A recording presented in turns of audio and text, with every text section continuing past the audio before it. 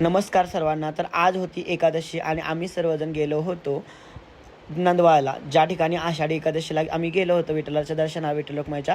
तिथंच आम्ही गेलो होतो. तिथं गेल्यानंतर एवढं भारी वातावरण होतं की काही सांगायलाच नको. आणि असंही तिथं गेल्यानंतर मला सगळ्यात आवडणारा म्हणजे क्षण कोणता, तर हे जे लावतात ना, म्हणजे ते एकंदरीत मला खूप भारी वाटतं आणि आम्हाला सगळ्यांना आवडतं.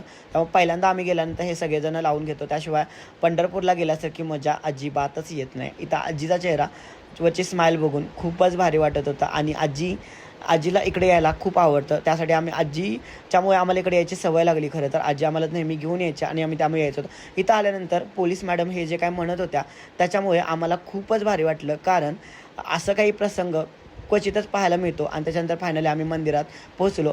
मंदिर बघू शकता तुम्ही. इकडे पण दर्शनाला गर्दी होती बऱ्यापैकी. त्याच्यामुळं थोडी गर्दी असल्यामुळे आमचं लवकर दर्शन झालं.